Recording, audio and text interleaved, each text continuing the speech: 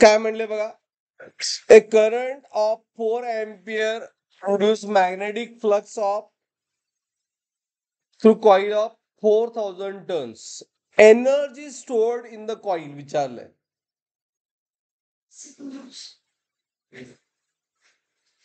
बरोबर.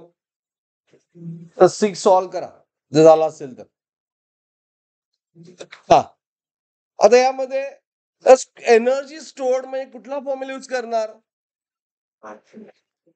As energy stored in a coil is half Li square. Current दिलंय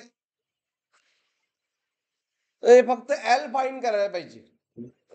आणि L साठी करंट दिलाय, फ्लक्स दिलाय, नंबर ऑफ टर्न्स दिले, बघा सॉल्व्ह केलं त्याप्रमाणे. L चा फॉर्म्युला काय येणार, N phi बाय I. बरोबर, इज इट राईट. मग E is equal to half L च्या जागी पुट करा N phi upon I into I square. मग एनर्जी स्टोअरचा फॉर्म्युला तयार झाला बघा. अजून एक काय formula, half number of turns phi into I. Right, बरोबर आहे. व्हॅल्यू पुट करा. हाफ एन किती आहे 400. फ्लक्स